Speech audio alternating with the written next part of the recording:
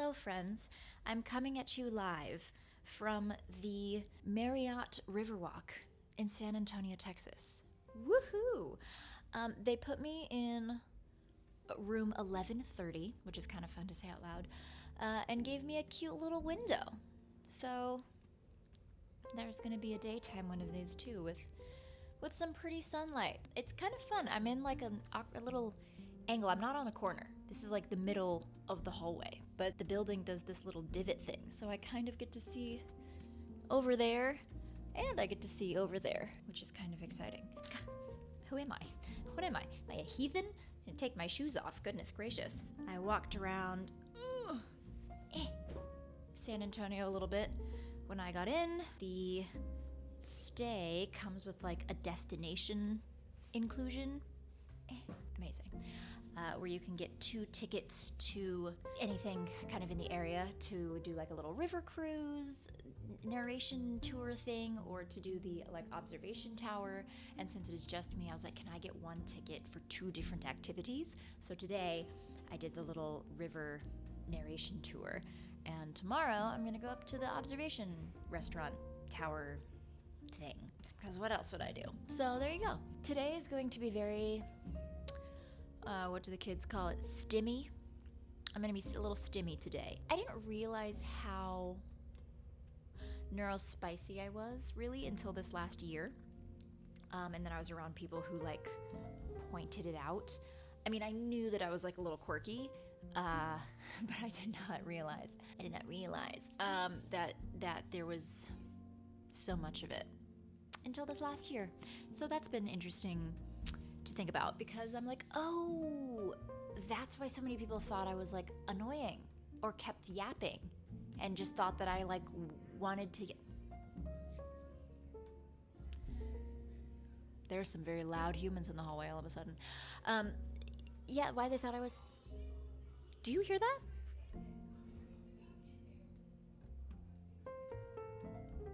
That was crazy.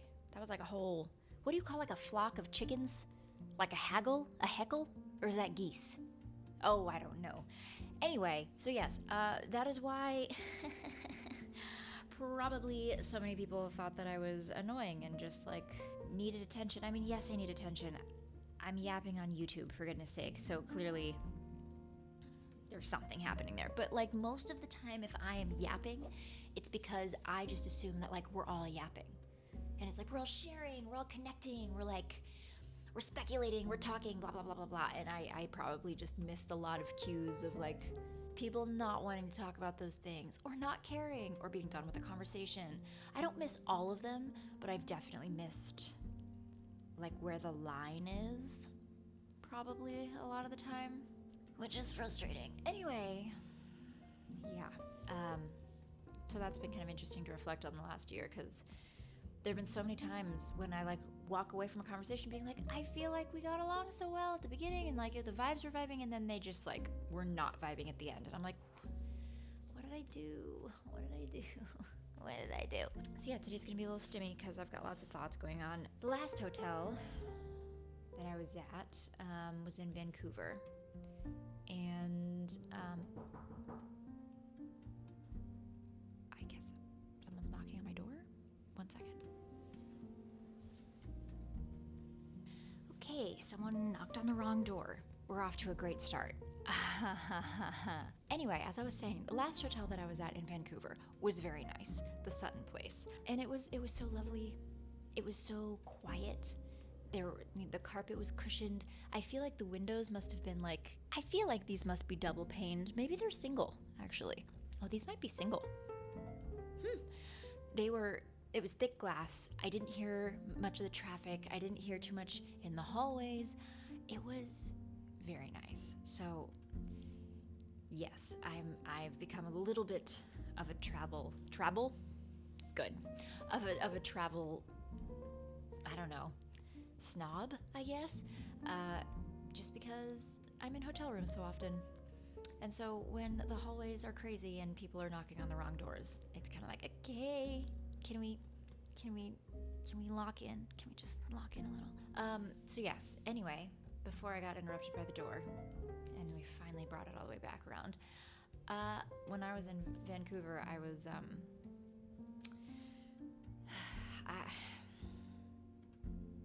I was kind of at, I don't know, in the middle endish of kind of emotions with, somebody that I was kind of seeing still.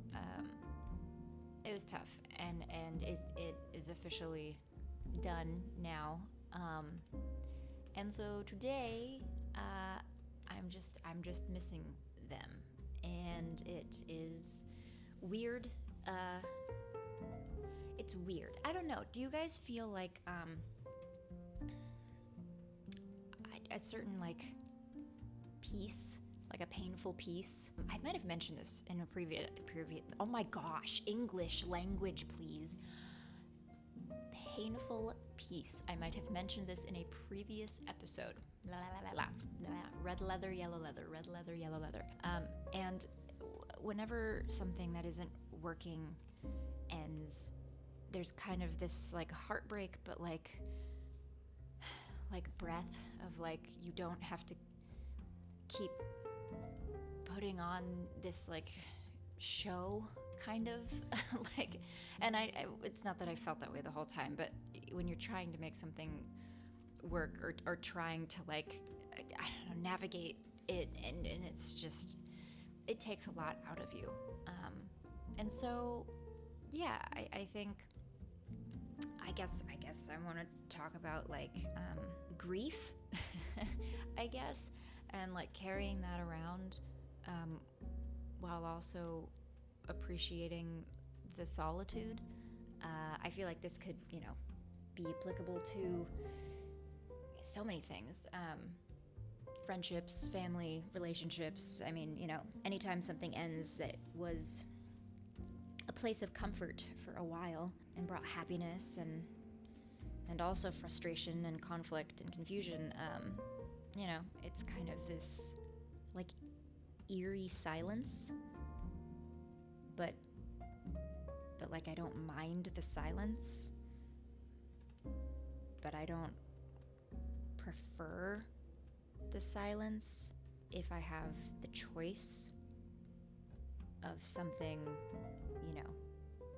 working healthily, if that makes sense. Like, I would rather be in peaceful silence than, with a backstabbing friend, or with a toxic parent, or with a relationship where our values just are not on the same page, and those aren't all examples that I'm, for me, just me and my mom get along great, and that's going well. But like, yeah, I don't know. It's just kind of like this weird feeling, because everyone talks about like being okay being alone, right? They're like, you have to be okay with yourself, and you have to be like comfortable with yourself, and like being independent, and like take yourself on a date, and blah, blah, blah, blah. And it's like, dude, I'm way too good at that. I went to Italy for a month by myself, and I made friends. And like, it wasn't like every single day was like, oh my gosh, it's the best day ever. There were some moments where I was like, dang, I'm pretty freaking lonely. This is kind of annoying. Wish I had a friend with me. And there were lots of times where I was like, ooh, I'm so glad I didn't have to like coordinate with somebody and be like, oh, are you tired of shopping yet? Or did you want to go see this museum? Or like, do you like the vibes here? Like, what should we? Sometimes it's nice to just like go do your own thing, I haven't taken myself all over the place by myself forever? ? I don't know. I had a single mom. I'm an only child. So like, the independence and being okay with yourself thing has not been an issue. However, that also means that I became so used to being alone and functioning like that when like the opportunity or the option of like company, especially in like a romantic way, came around, it became so appealing because it was so comfortable. Sometimes in like a toxic way, I'd be like, oh my gosh, like they're so fun, or this is so great, or like these things were so compatible, and like I really want to latch onto those things because it's so great having company in like these feelings or these interests, or like this is how we work the same. I guess I'm okay doing things by myself and like being lonely, but some of that percentage is probably still too much because it was just like forced. Like it's just how life was, as opposed to being a choice, which then makes me like latch on to somebody maybe a little too aggressively. I don't know. It's interesting because I'm seeing so many videos online of girls who, 22, 25, 28, they're like, I've never been in a relationship. I just never felt like it was worth the trouble. I never met somebody who treated me the way that I wanted to be treated to like change how my life was already working or kind of disrupt, my peace or, I never found it worth it and never found somebody. And so I'm still technically like single for 25 years or whatever. And like, I guiltily just don't think that would have ever been me. I was so hardwired to believe in romance, and not even from anyone. I think it was just kind of self-instilled. It was like, I just, single parent, only child. I was like, okay, this is cool, but like, oh my gosh, I can't wait to like start my own family, have my own kids. Like I wanted to build like a group. I wanted to build a home base with somebody.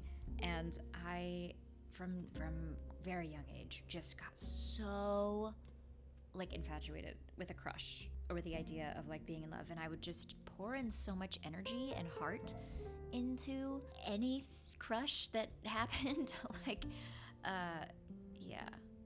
I think I was, how old was I? I feel like I was like 12 or 13 or something. And I went to this like comedy class. Was his name Zach? Oh, I can't remember. I was a part of this comedy class with somebody who's a director at Bang Zoom now, Ezra.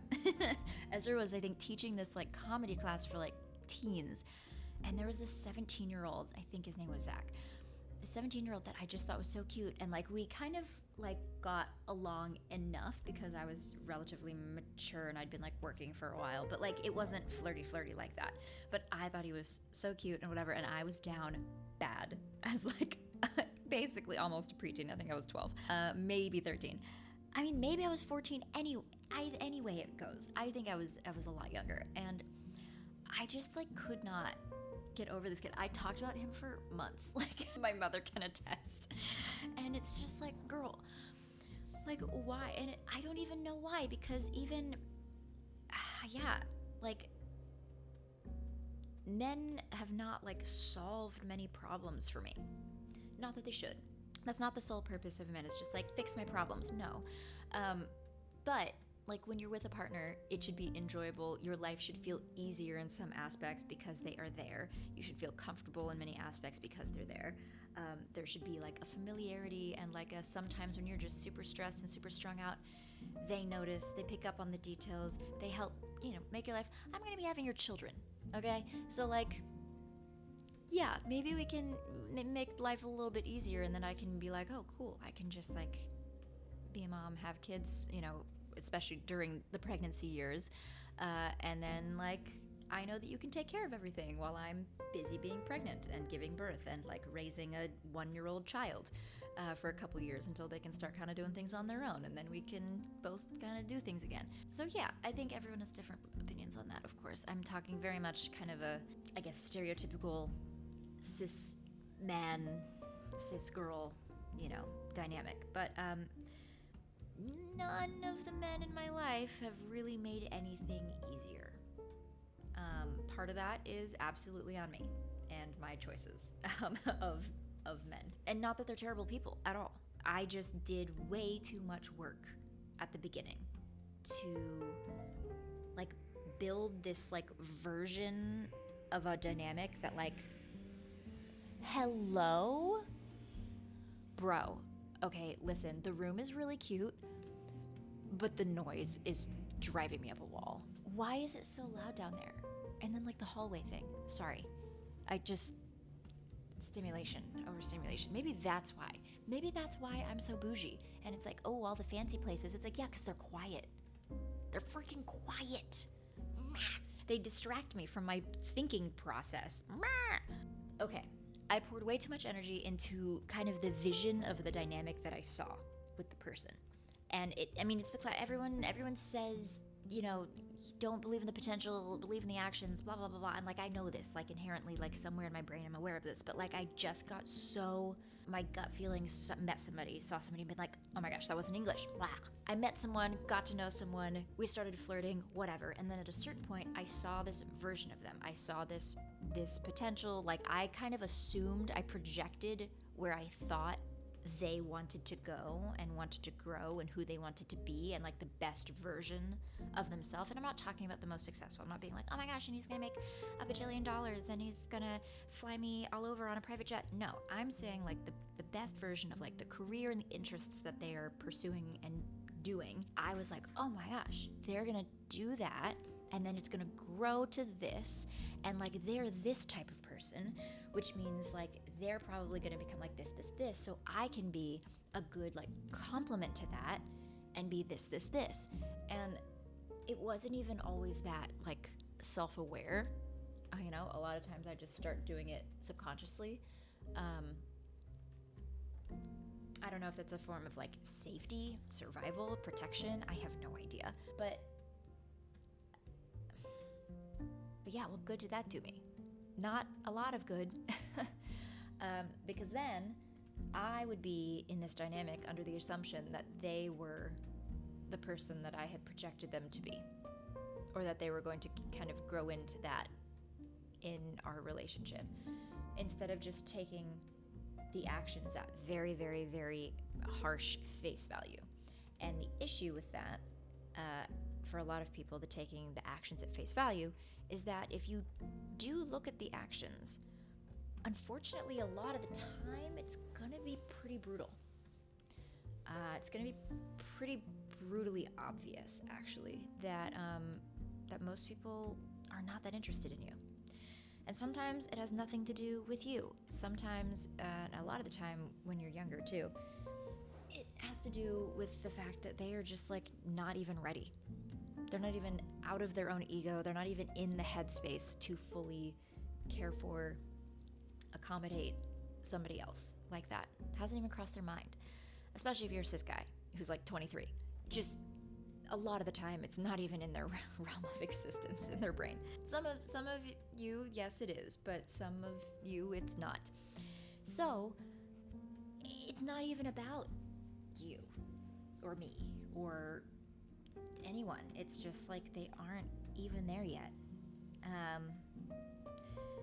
And the more I talk to some girlfriends and people about it and watch them jump through these hoops and give themselves these excuses and give their partners these excuses and just be like, oh, well, and this is really stressful, and oh, well, this just needs time, and oh, well, I also was kind of harsh, and blah, blah, blah. And of course, taking your own accountability for things, absolutely. I can be very brutally honest to the point of like, it's too much for a lot of people because they don't want to have that brutal honesty. And I can also get really fiery and get really like intense really quickly just out of survival instinct mode. So when I'm like freaked out about something, when I feel uncomfortable, when I get hurt, I'm fully aware that I do these things, okay? So taking your own accountability is also important. But a lot of my friends definitely jump through some hoops and set up all of these excuses, and it's like, oh, well, this, and it just needs a time, and it just needs a this. And then I look at the actions of their boyfriend, and I'm like, I don't even know if he likes you. If you like somebody, if you care about somebody, you wouldn't do that. You wouldn't treat him like that. What do you mean? No, what are you doing? And so it's just, you know, tough also looking back at your past self and the interesting choices that you made, whether it be for comfort or survival, or maybe you thought you were doing the right thing. I don't know, but it's a bummer to face the truth of just trusting action, because it is a kind of harsh wake-up call of like, oh, yeah, most people aren't actually that interested. Not really. But that's okay. And here's the positive side of today. That is okay. In fact, that's helpful, because if you do pay attention to just action and how somebody treats you, right? That will be so blatantly clear, like who fucks with you and who doesn't. There's like no clearer way. And that helps with friends and with partners too. So, and business stuff. Let us collectively be done with the era of convincing people that we are worth it. And let us also enter the era where we recognize that we are not for everyone, and that is okay. And we are going to be okay dealing with the kind of recognition that most people aren't going to see the worth. It's fine. Because literally, how is everyone supposed to be for everyone? That's impossible. There's no way. There's absolutely no way. So just trust the fact that you are working on being your best you. Trust people's actions, not their words, not their promises, not anything in writing either. No, that's not action. Physical action. There's something tangible tied to it. Somebody who shows up, somebody who flies over, somebody who drives over, somebody who picks up the order, somebody who heard you and then gives you the thing that you mentioned that one time, somebody who shows up to do the extra dishes and hops on the phone with you immediately even though they're about to take off, whatever. Just the physical, tangible action. That is what we're paying attention to, and that is what shows us who cares. That's just that plain and simple. And it sucks because you will feel gaslit because some boys will be like, I care, this. Okay, sure, you keep saying all these things, but there's not action, consistent action followed up with that. And so I think, to those guys, if any of you guys are watching, or any of you girls are watching, where you're feeling like you're, almost annoyed because somebody that you're seeing is like feeling a little too needy or like needing a little too much, and you're just like, dude, like I do care about you, like I love you, but like this is like a lot, or like this seems like too much. Maybe think about if they're really your person, because maybe they're not, and that's okay. But like, what somebody needs is what they need. And now somebody might be having an emotional moment, okay, but clearly there's a need underneath that. So somebody could be having like a crazy moment. Maybe they're crying about something silly, or they're really angry about something that seems silly, but there's clearly like a deeper need there and like a hurt from something else. And if you care, you will want to get to the root of that issue and figure out why they are upset, why they are angry. The door is closing, driving me nuts. Why that conflict is there. And you, in my opinion, maybe this is just me, I've been also thinking about this for the last, 2.5 decades of my life, but I want to be soft and gentle with my partner, and I want them to be that as well for me, regardless of how I'm feeling, regardless of the anger. I want to be able to let all of my crazy freaking feelings exist and have them not be affected, because most of the time they're not directed at them. Something that they did, or a hurt moment or a frustrated moment, triggered a deeper sense of just insecurity and like self-saving, close you off, I have to go into survival mode emotions. We're all, we've all got our own little baggage cart, okay? So then I would love for that human to just be like, hey, oh, wait, whoa, okay. I am here. I'm not going anywhere. I care about you. I love you. What is going on? How can I make sure that you don't feel this way, right?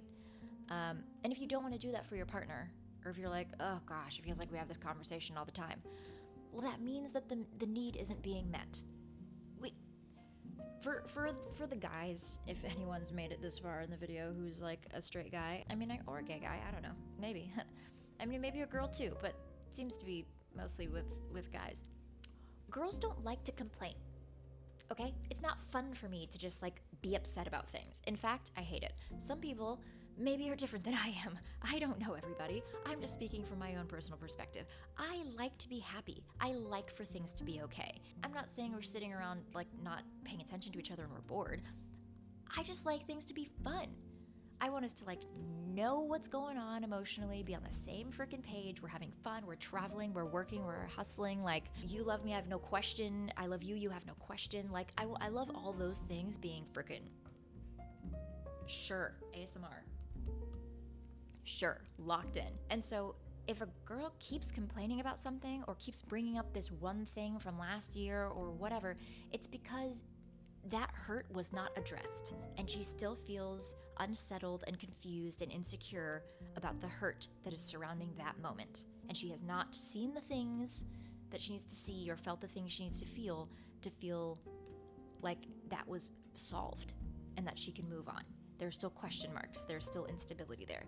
So if you care, be patient and keep working with her, with them, with him, whatever, through that, because clearly it's a sensitive point. And if you don't care or you're getting annoyed by it, that's probably not your person. So move on, because you, regardless, I don't know, maybe this is easy for me. I want my partner to feel okay all the time. All the time. And I want to be okay feeling like I can be annoyed or upset or blow my gasket a little bit, whatever, and have it not immediately affect the other person to the point where like they also shut down, or then they also get angry, or like if I get too intense, then they like shut down and I can't even have a conversation. It's like, dude, I need to be able to be me. I need to be able to be me. You need to be able to be you. And we need to just, yeah, it's... Anyway, so just things to think about, because I feel like it's like, oh gosh, she just keeps bringing this up. It's like, yeah, well, clearly there's something that she feels insecure about or, yeah, not great about.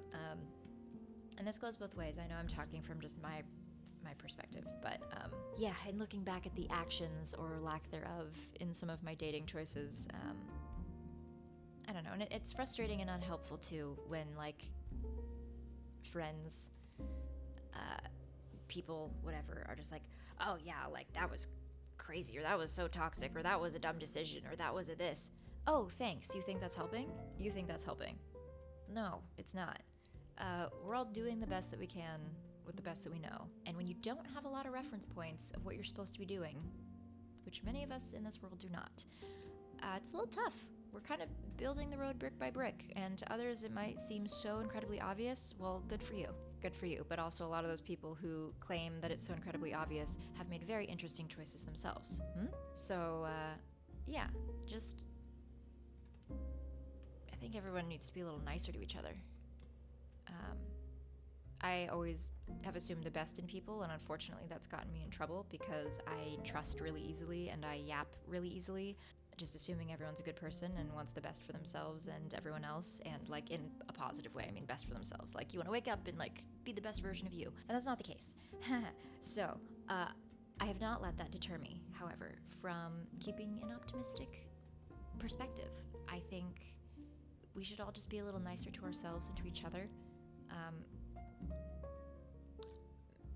Mainly ourselves, I think. I mean, yes, being nice to other people is important, but I think a lot of people stay in situations that aren't great for them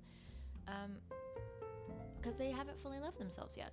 They haven't had that conversation yet with themselves and just been like, hey, I am great. I really would like to feel this way, and this way, and I'm currently not, and I deserve to feel this way, and this way, and comfortable and safe and cherished and loved. And I am comfortable being who I am. I like being a little introverted, streamer, gamer girl who loves cosplay and kitten ears. Or I love being a, Italian sommelier who loves to travel and wear only white sneakers and dye my hair black. I don't know. Like, it's okay to just like love being you and to want somebody to fully love you for being you. Of course, there's always going to be compromise. Yeah. I'm not talking about that. Just, I think we can all love ourselves a little bit more. And be okay if that doesn't end up, if it doesn't end up working out with somebody who we thought maybe it should. Yeah. Missing people. Kind of weird.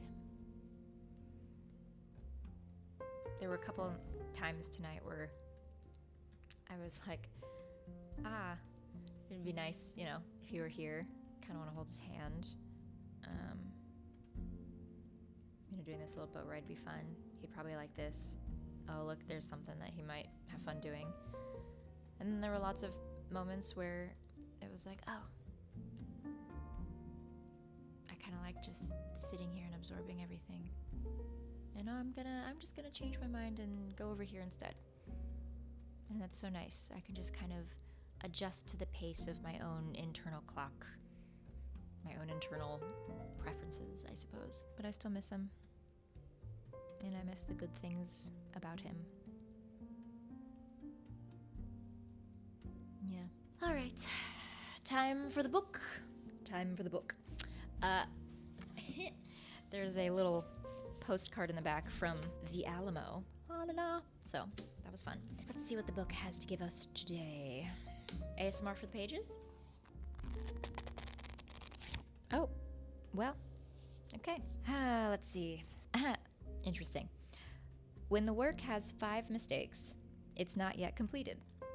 When it has 8 mistakes, it might be. Yeah, okay. So maybe for love, maybe for relationships, for friendships, yeah. When the work has 5 mistakes, it's not yet completed. When it has 8 mistakes, it might be. Okay. Yeah, I mean, numbers-wise, I would say that's pretty, we're close. I'd say we're between the 5 and 8 mark. So maybe we'll approach 8 and then maybe we'll be done. I don't know. Taking it day by day. Trying to keep myself going when I'm feeling a little low. Yapping with you guys has helped a lot. It's been a little lonely on the road. And sometimes it's hard keeping all these thoughts up here. So, yeah.